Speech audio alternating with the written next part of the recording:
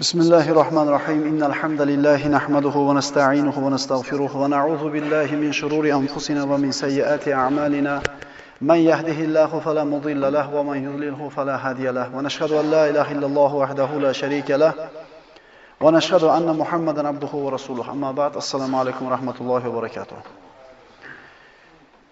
Nabiy sallallohu alayhi vasallamning siyratdan o'rganishlikdagi mana birinchi darsimizni boshlaymiz inshaalloh. O'tgan darsimizda mana siyrat ilmini o'rganishlikning fazilatlarini o'rtoqlashgan bo'ldik.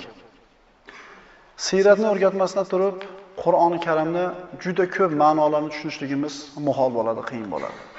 Zero Qur'on o'z ichiga avvalgi o'tgan ummatlarning tarixini oladi, payg'ambarlar qissalari, hukmlar hamda payg'ambarimiz sollallohu alayhi vasallamning hayotida bo'lib o'tgan voqealarni hukmi keladi. Binobarin payg'ambarimizning hayotini yaxshi o'rganar ekanmiz, Qur'onning juda katta qismini ta'lim olgan bo'lamiz. Chunki g'azotlar, sariyalar, bularning barchasi haqidagi Alloh taoloning tushgan hukmlari mana Qur'onda juda ko'p oyatlarni egallagan. Payg'ambarimiz sollallohu alayhi vasallamning hayotini o'rganishlikni u kishini tug'ilishligidan boshlashligimiz mumkin. Lekin bir oz ilgariroq, orqaroqqa o'tib, payg'ambarimizgacha bo'lgan arab tarixini bir ko'rib chiqishligimiz maqsadga muvofiq ko'rinadi. Chunki payg'ambarimiz Muhammad sallallohu alayhi vasallam olib kelgan shariat, islom, bu nur arablarni qaysi darajada yuksaltirganligini ko'rdik. Lekin bularni ana shu nur kelgunga qadar ahvoli qanday ekanligini ko'rishimiz kerak bo'ladi. Shunda islom ularning hayotini qanchalik yuksaltirganligini, zulmatdan nurga olib chiqqanligini fahmlashligimiz oson bo'ladi. Qissamizni Payg'ambar sollallohu alayhi vasallamning hayotini, qissasini Alloh taolo Ibrohim Halilullohga o'zini ayoli Hojar va Ismoilni hech qanday o'simlik o'smaydigan, hech qanday bir odam yashamaydigan Bakka vodiysiga tashlab kelishlikka buyurganligi bilan boshlaymiz. Alloh subhanahu va taolo payg'ambarlarning ichida Ibrohim Halilullohni va Ibrohim allazi vaffa deb maqtadi. U vafo qilgan Ibrohim edi. O'zini o'tga uloqtirishganida Alloh taoloning amridan chiqmadi, vafo qildi. Bir dona bo'lgan farzandi 85 ga kirganda ko'rgan bir donagina farzandi Ismoilni vodiyga hech kim yashamaydigan Bakka vodiysiga tashlab kelishga yurganda vafo qilgan edi. Mana shu bir dona ko'rgan o'g'lini o'zini qo'li bilan so'yilishlikka buyurilganida vafo qilgan edi. Mana shu vafo qilgan Ibrohim alayhisalomga Alloh taolo yana bir imtihon qildi. Mana aytdik 85 ga kirganda ko'rgan bir dona bolasi Ismoilni onasi Hojar bilan Bakka vodiysiga tashlashlikka buyurildi. Ibrohim alayhisalom shu paytda Falastinda yashar edi. Falastindan ayoli Hojarni va o'g'li Ismoilni yetaklab Bakka vodiysiga olib keldida, ularni qoldirib orqasiga qarab qaytib qoldi. Mashhur qissa, payg'ambarlar qissasida bir mufassal yoritilgan bo'ldi inshaalloh. Orqasiga qarab ketayotganini ko'rib, Hojar "Ey Ibrohim, bizni tashlab ketasizmi bu yerga?" dedi. Ibrohim alayhisalom indamadi. Ikkinchi marta so'radi. Yana indamadi. Shunda Hojar ona "Yo, Alloh buni sizga buyurdimi?" dedi. Ibrohim ha deb javob berganidan keyin Hojar ona Alloh taoloning va'dasiga ishongan haqiqiy mu'mina sifatida unda Alloh bizni zoyi qilmaydi dedi, ortiga qaytdi. Ya'ni erkaklarga ham ibrat bo'ladigan, dars bo'ladigan so'zda aytdiki, rizq Allohdan, yaxshilik, yomonlik Allohdan degan e'tiqodi mustahkamligini ko'raylikki, hech kim yashamaydigan, sahroning o'rtasi bo'lgan joyga emizikli bolasi bilan qolishga rozi bo'ldi. Ibrohim ketdi, Hojar bilan Ismoil Bakkada qolishdi. Ya'ni bu vodiy Bakka deb nomlanadi. Qur'onda ham Bakka deb keladi. Makka ham deb nomlanadi. Bir qancha vaqt o'tgandan keyin suv tugadi. Ismoil yig'lashni boshladi. Hojar ona suv istab, mana hammamizga mashhur Safo bilan Marva o'rtasida 7 marta sa'y qilib yugurdi. Alloh taolo bu mu'mina ayolga mukofot tariqasida Zamzam suvini chiqarib berdi. Shunday qilib Makka vodiysida yoki Bakka vodiysida suv paydo bo'ldi. Arablarning tarixi nihoyatda bir katta, uzoq tarix. Lekin ana shu bir qisqaroq gapirishga harakat qilamiz.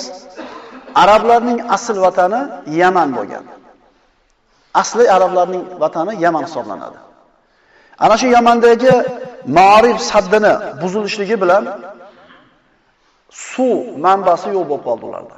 Shunda arab qabilalari jazira bo'ylab suv qidirib yashashlikka bir munosib bo'lgan joyni istab tarqalishdi. Ulardan mana bir qancha oyatlarni o'qigan bo'lsak, Ibrohim alayhisalom o'g'li va ayolini Bakka vodiysiga tashlab ketar ekan, duo qildi. Astagfirullah, Robbana inni askantu min zurriyyati biwadin ghayri zi zar'in 'inda baytikal muharram, Robbana liqimus solah. Parvardigoro, albatta men zurriyotimdan bir bo'lagini o'g'lim Ismoil va uning onasi Hojarni seni hurmatli bayting huzuridagi ekin o'smaydigan bir vodiyga joylashtirdim. Mana aytdik, Makkada hech narsa yo'q edi. Nima uchun Ibrohim alayhisalom seni muqaddas uyingni oldida, baytingni oldida deydi? Chunki mana shu Makka vodiysiga Odam alayhisalom tomonidan qurilgan birinchi baytning asoslari bor edi. Chunki Alloh taolo aytadi, Oli Imron surasida, "Inna awwala baytin wudi'a lin-nas lallazi bi Bakkata mubarakan va hudan lil alamin." Albatta odamlar ibodat qilishlari uchun qurilgan birinchi uy Makkadagi muborak va butun olamlar uchun hidoyat mayogi bo'lgan Ka'badir. Shundan kelib chiqadiki, yer yuzida Alloh uchun ibodat qilinishlikka qurilgan birinchi uy ana shu Ka'batulloh. Ana shu asosini oldiga qoldirib ketdi. Boshqa oyatda ja'alallohul ka'batal baytal haroma qiyaman linnas. Alloh subhanahu va taolo Ka'bani, Baytullohni odamlar uchun to'g'rilik asosi qilib qo'ydi. Demak, Ka'ba bo'lgan. Keyinchalik vaqt o'tishligi bilan to'fon tufayli bu buzilib ketgan. Ibrohim alayhisalom o'g'li Ismoilni Makka ga tashlab ketar ekan, ziyorat qilib turdi. Ana shu balog'at yoshiga yetganidan keyin uni so'yishlikka buyurildi. Bu imtihonni o'tgandan keyin Alloh taolo Ibrohim alayhisalomga va Ismoil alayhissalomlarga Ka'bani qurishlikni buyurdi.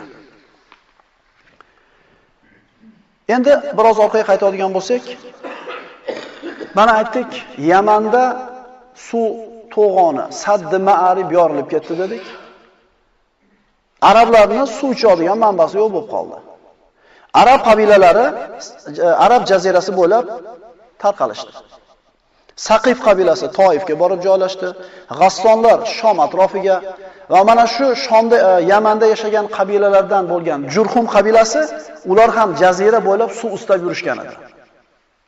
Makka ga yaqin joyga yetganida ana shu hozirgi kunga turgan Ka'bani ustida qushlarning uchayotganligini ko'rishdida, bu suv borligini alomati deb ana shu joyga qarab yurib kelishdi. Kelishganida Hojar ona ana shu Zamzamning oldida o'tirar edi. Arablar karam axloq egasi bo'lgan edi. Kelib tajovuz bilan, zo'ravonlik bilan tortib olmadi, balki shu suvdan ichishlikka izn so'radi. Ibrohim alayhissalom ayolini qoldirib ketayotganda Parvardigorga duo qilgan ediki, Parvardigor faj'al afidatan minan nasi tahwi ilayhim. Odamlarning qalblarini bu meni zurriyotimga yumshoq qilgin, muloyim qilgin degan edi. Bo'lmasam bitta bir zaif ayol emizil bola bilan o'tirsa, butun boshli qabila kelib shart zulm qilib tortib olishligi mumkin edi. Lekin Ibrohim Halilullohning duosi ijobat bo'ldi. Hojar ona ularga haqqini to'laysizlar, yashaysizlar, ichasizlar dedi. Shunday qilib Makka da Yamandan chiqib kelgan Jurhum arab qabilasi o'tiroqlashdi, shu yerda yashadi. Ismoil alayhisalom arab bo'lgan emas. Ibrohim alayhisalom ham arab bo'lgan emas, Kan'oniy bo'lgan ular. Ismoil alayhisalom ulg'aydi, Jurhum qabilasi bilan yashadi hamda Jurhum qabilasidan uylanib arablashdi. Ismoil alayhisalomgacha bo'lgan arablar arab ariba deyiladi. Ya'ni boshqa xalqlar bilan aralashmagan arablar deyiladi. Ismoil alayhisalomdan keyingi arablar arab musta'riba deyiladi. Ya'ni boshqa xalqlar bilan aralashgan arablar deyiladi. Ibrohim alayhisalomga Ka'ba qurishiga Alloh tomonidan buyurilganidan keyin o'g'li Ismoil bilan Ka'bani asosini kavlab chiqarishdi. Yana shu qumlarning ostida Odam alayhisalom qo'ygan Ka'bani fundamenti asosi bor edi. Shuni ustiga qurar ekan, uyni bir burchagi boshqa burchaklardan ajrab turishligini xohlab, Ibrohim alayhisalom o'g'li Ismoilga bir boshqacharoq bir tosh topib keling deb buyurdi. Ismoil aylandi atrofda lekin bir chiroyli, bir ko'zga ko'rinadigan, ajralib turadigan tosh topa olmasdan kelganida Ibrohim alayhisalom oppoq bir toshni qo'yib, binoni urib davom etkazayotgan bo'ladi. Ya'ni bu atrofda bunaqa oq tosh bo'lmaydi. Ota, bu toshni sizga kim olib keldi deb so'raganida, Jibril uni jannatdan olib chiqib berdi dedi. Biz bilgan Hajarul Aswad o'zi aslida jannatdan chiqqan oq tosh bo'lgan. Nabiy sollallohu alayhi vasallam aytganlaridek, odamlarning gunohkor qo'llari, gunohkor odamlarning qo'llari teyorganligidan qorayib ketdi dedi. Hozirgi kunda siz bilan biz ko'rib suratida yoki o'zini borib ko'rganimizda hammasi Hajarul Aswad emas. Agar diqqat qilib e'tibor berib qaraydigan bo'lsak, ichida 4 ta yoki 5 ta mayda-mayda bo'laklari qolgan. Inshaalloh mana shu darslar davomida o'qiymiz. Qaromita degan bir firqalar chiqib, Ka'batullohdan Hajarul Aswadni sug'urib olib ketishgan. Keyin qaytarib kelib qo'yilgan, lekin ana shu asl katta holatda qolgan emas. 3 ta yoki 5 ta mayda-mayda bo'laklari bor uni. Ibrohim alayhisalom Ka'bani qurib bo'ldi. Alloh tomonidan buyruq bo'ldi. Odamlarni haj qilishlikka chaqiring dedi. Ibrohim alayhisalom Parvardigor, men bitta odam bo'lsam, qana qilib ovozimni insonlarga yetkazaman deganida Alloh taolo inna ma'alaykal adan va alaynal balagh. Sizdan chaqirib qo'yishlik, ozon aytib qo'yishlik xolos. Yetkazishlik bizdan dedi.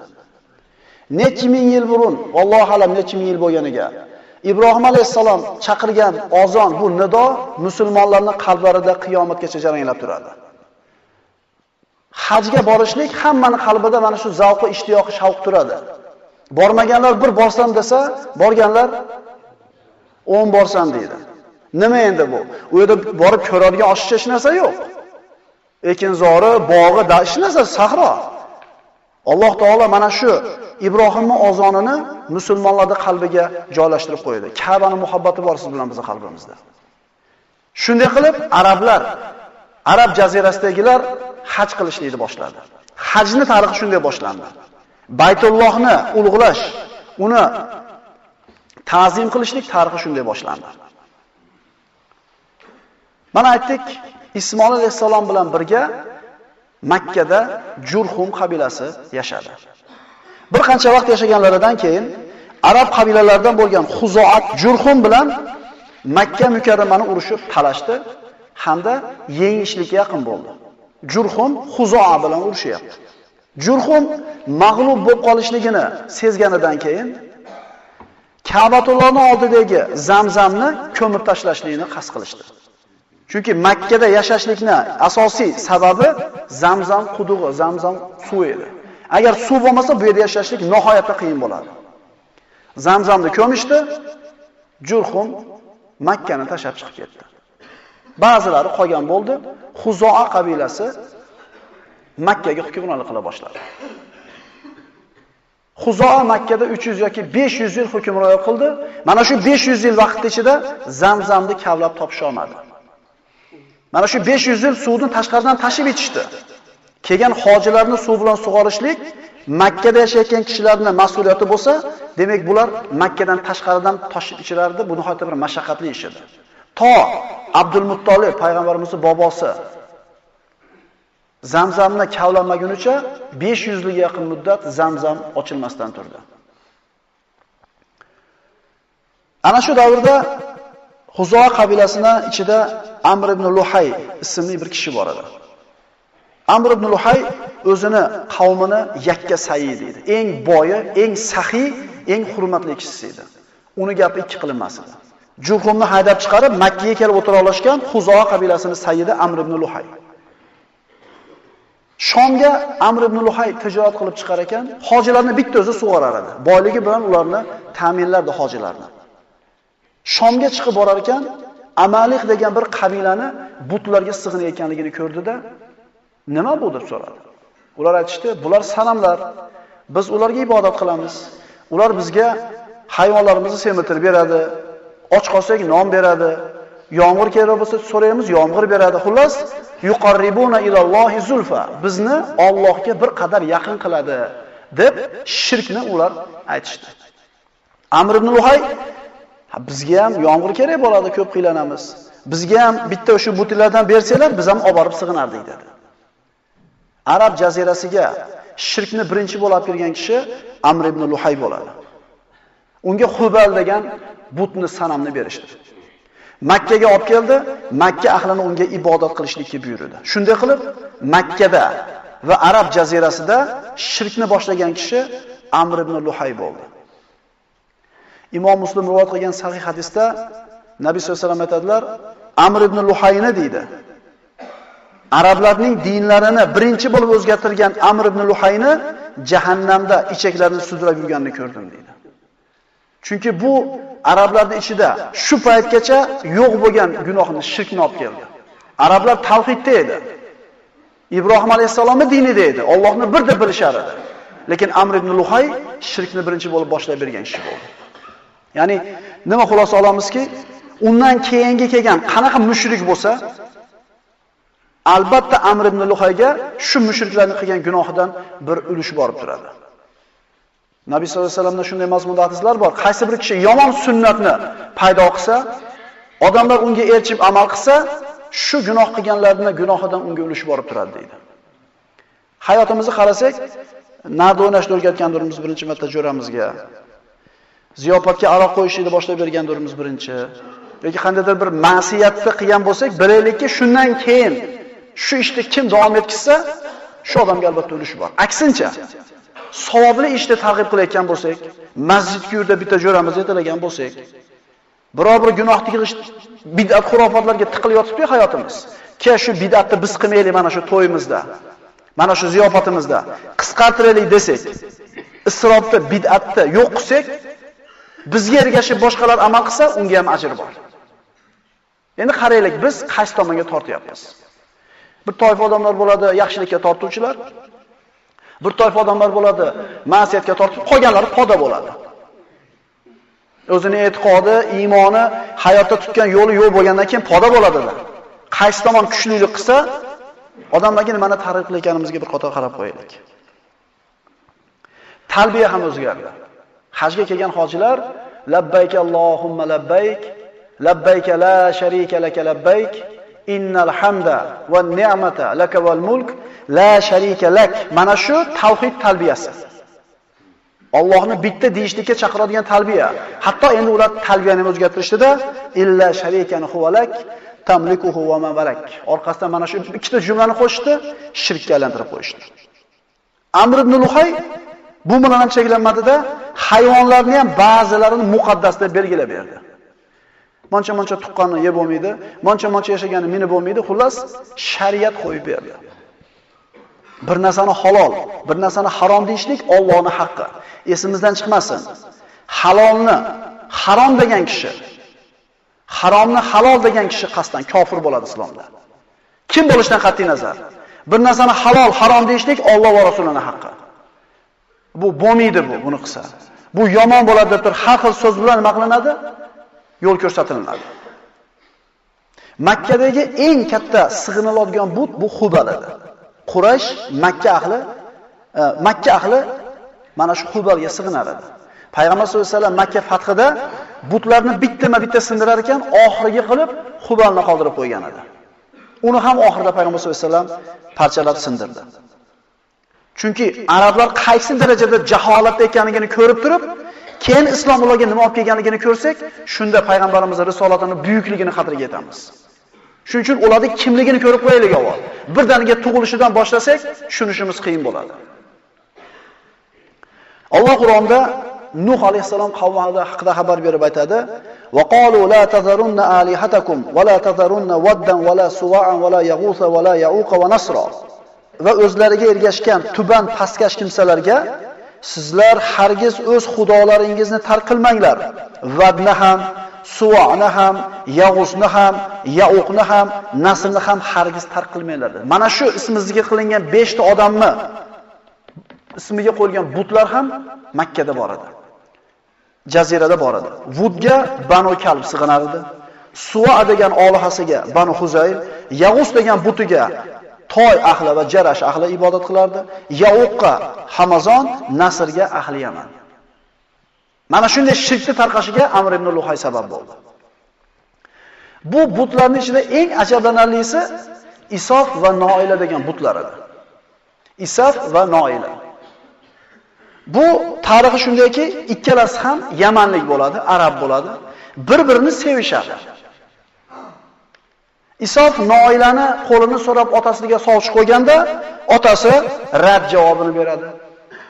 Shunda Isof bilan Noila keyingi haj mavsumida uchrashamiz deydi. Hajda uchrashdida Ka'bani oldida odamlar beparvo bo'lib turgan paytda zino qilishdi. Sevishganlar. Alloh taolo bu ikkisiga Ka'bani hurmatini bir ko'rsatib qo'ydi odamlarga ibrat qilib. Ikkalasini toshga aylantirib qo'ydi. Isof bilan Noila mana shu qilgan gunohi uchun Alloh tomonidan toshga aylantirdi. Hamda Makka ahli mana shu ikkala haykalni bittasini Safoga, Isofni Safoga, Noilani Marvaga qo'yib, odamlarga ibrat bo'lsin. Ibrat bo'lsin.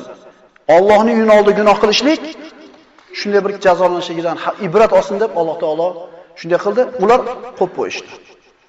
Bir qancha vaqt o'tdi. Odamlar esdan tez chiqib qoldi. Inson degan so'z unutuvchi degan o'zi. Amr ibn Luhay Ka'bani olib kelib qo'ylar, bularga ham sig'ininglar dedi. Unga ham sig'inishni boshlashdi. Arablarni qaysi holatda ekanligini bilishimiz uchun Umar ibn Hattob roziyallohu anhuning hayotiga bir murojaat qilamiz. Umar ibn Hattob roziyallohu anhu xalifa bo'lib turar ekan, majlislarda o'tirib, odamlar bilan o'tirganida besabab to'satdan yig'lab orar ekan.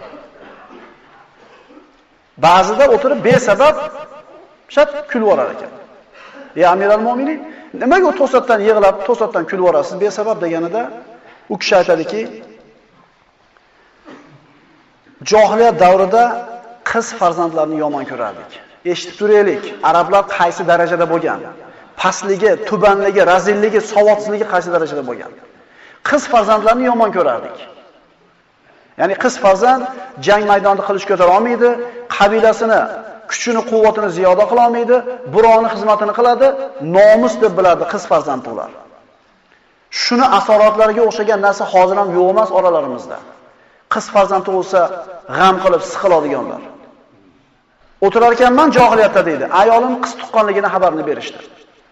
Men sabr qildim deydi. Sabr qildim 6 yoshga kirguncha. 6 yoshga kirganida qizimni qo'lidan yetalab olib bordim sahroga, chuqur kavladim, qizimni shu chuqurga tashlab, ustiga qumni, tuproqni tortayotganimda ko'tarilgan chang soqolimga tegsa, qizcham chuqurda turib soqollarimni qoqib turardi deydi. Mana shunday holatda qizimni ko'mib kelganman deydi. Hech qaysi hozirgi kundagi jaholat, hech qanaqa bir ahmoqlik bularda jaholatga yetmaydi. Chunki o'zini qizini olib borib tirikdan ko'mib kelyapti. Ana shu kichkinagina barmoqchalari qimirlamay qolguncha turpoq tortdim ustiga deydi. Shuni o'ylab deydi, yig'layman deydi. Shunchalik johilligimiz o'ylab turib yig'layman deydi. Tasavvur qilib ko'ring-da, oldiga kelgan qizingizni olib chiqib ko'mishingizni. O'lganim yaxshi deysizda, chunki sizni aqlingizga sig'maydi, chunki islom siz bilan shunday tarbiyaladiki, bu sig'dira olmaymiz aqlimizga bu narsani. Endi kulishimiz sababi deydi, Makkaliklar Makkadan tashqariga chiqib ketadigan bo'lsa, Makkani toshlardan olib, o'zlaridan olib ketar edi-da, yo'lda shu toshga qarab sig'inishar edi. Makkani toshidir. Bir marta safarga chiqib ketar ekanman deydi, tosh ololmabman deydi. Ibodat qilish kerak bo'ldi. Nimaga ibodat qilaman? Qarasam, Makkadan o'zim bilan olib chiqqan xurmo bor ekan deydi. Xurmoni oldim, birini ikkinchisiga yopishtirib, bir timsol haykalni yasadimda ibodat qilib oldim deydi. Ibodat qilib oldim, qonim ochib ketdi deydi. Yegani boshqa narsam yo'q, hali ilohim yeb qo'ydim deydi. Buni o'ylab deydi, shunchalik johilligimiz o'ylab kulgim keladi deydi. Bu kim aytayapti bu gapni? Umar ibn Hattob roziyallohu anhu aytayapti. Islom mana shunday bir johil qavmni, orqada qolgan, zulmatda qolgan qavmni nurga olib chiqdi. Zalolatdan hidoyatga, tubanlikdan yuksaklikka olib chiqdi. Biz arablarni payg'ambarimiz sollallohu alayhi vasallam kelgungacha bo'lgan tarixini bir ko'rib chiqmasdan turib, payg'ambarimiz qanchalik ularda bir yuksaklikka olib chiqqanligini tushunib yetishimiz qiyin bo'ladi. Arab jazirasiga yahudiylar qanday kirib keldi? Nasroniylik qanday kirib keldi? Forslar qanday qilib Arab jazirasiga hukmron bo'lishdi? Mana bilamiz, payg'ambarimiz sollallohu alayhi vasallam payg'ambar bo'lib yuborilganlarida Yamanni forslar boshqarar edi. Yaman hukmi forslarning qo'lida edi. Qanday qilib forslar Yamanga kirib keldi? deyarli hamma muarrixlar, Tabari, Ibn Asir, Ibn Kasir va boshqalar keltirgan Yamandagi arab podshohlaridan biri Robi ibn Nasr tush ko'rdi. Juda bir uzoq qissa, lekin xulosasi shuki, tushini kohin va munajjimlarga aytib berganda, yaqin fursatda ichida habashlar, ya'ni negerlar, habashlar Yamanni egallashadi degan xabarni berishdi. Ko'ringki, shirk, johiliyat rivojlangandan keyin kohinlar bilan munajjimlar ish yurishib qoladi, baxshilar ish yurishib qoladi-yu. Eshitib qolasan, bizning mahallamizda bitta baxshi bor, eshiging tagida falonchilar o'tiradi deydi. Falon odamlar o'tiradi deydi. Nimaga o'tiradi desa, dindan bexabarda. U baxshini nimaligi, uni qo'lidan hech narsa kelmasligini tushunadigan ularda bir ilm, ma'rifat yo'qda. Agar birovda ishini yurgizib yorishlik baxshini qo'lida bo'lsa, birinchi bo'lib o'zini ishini yurgizmaydimi shu odam? Nima qiladi birovda bergan 50 so'm, 60 so'mga qarab o'tirib. Lekin johillik rivoj topsa, dindan uzoq bo'linsa, odamlar shunday holatga tushib ketadi. U o'zini, oilasi, farzandlarini forslarga bir tobe bo'lib qolishdan qo'rqdi-da, Yamandan Iroqqa qarab ko'chdi. Iroqqa bordi, Hiro degan joyni egallab shu yerda yashadi. Robi ibn Nasr vafot qilgandan keyin uni farzandlarining qo'liga hukm etdi. Yamanliklarda Tubba deb podshohlar laqamlashardi. Mana bilamiz, forslarning podshohi Kisro deyilardi. Rumning podshohlari Qaysar deyilardi. Habashlarning podshohi Najjoshi deyilardi. Yamanliklarning podshohi Tubba deyilardi. Ana shu Robi ibn Nasrning o'g'illaridan Tabban Asad ismli kishini qo'liga o'tdi hukm. Bir necha vaqt o'tgandan keyin uni hurmati nihoyatda bir baland bo'ldi, moli dunyosi ko'p edi, boy, saxiy kishi edi. Kunlarning birida mana shu Tabban Asad Shomga tijorat qilishlik, sayohat qilishlik maqsadida yo'lga chiqadi. Yasribga yetganida, hozirgi kundagi Madina. Yasribga yetganida o'g'illardan bittasini qoldiradi-da, shu yerda tijorat qilib tur deydi, o'zi Shomga ketadi. Tabban Asadning o'g'li Yasribliklar bilan kelisha olmay qolib urushib, Yasribliklar uni o'g'lini o'ldirib qo'yadi. Tabban Asad qaytib keladi, Yasrib ahli bilan urushadi. Yasrib ahlining axloqidan dahshatga tushadi. Ya'ni Yasribliklar, Madinaliklar, keyin Madina deb nomlangan. Kunduzi Tabban Asad bilan urushib turib, kechki payt unga ovqat, sovg'a-salom, kiyim-kechaklar jo'natishardi. Bu saxiylikni, karamni cho'qqisi edi. Ya'ni dushmaniga shunday yaxshilik qilishardi. Lekin o'g'lini o'chini olaman degan qattiqligida turib oldi. Yasribda asli Shomda bo'lgan, lekin Madinaga kelib yashayotgan yahudiylar ham bor edi. Ana shu yahudiylardan ikki kishi Tabban Asadning oldiga chiqib keldida, "Nima uchun urushyapsan? Nimani xohlaysan?" deydi. Tabban Asad Yasribni vayron qilaman dedi. Ular aytdi, "Sen vayron qila olmaysan buni" dedi. "Unda Alloh seni halok qiladi" dedi. "Nimaga unaqa deyapsizlar?" dedi. "Chunki bizning kitoblarimizda Yasrib oxirgi payg'ambarni hijrat qilib keladigan joyi haqida ma'lumotlar bor" dedi. Ya'ni ularning kitoblarida, Tavrotda va Injilda payg'ambar sollallohu alayhi vasallam haqida aniq ma'lumotlar bor edi. Hattoki ba'zi oyatlarda keladi, ular sizni dedi Muhammad alayhisalom, o'zini o'g'il farzandlarini tanigandan ko'ra yaxshiroq taniydi ular deydi.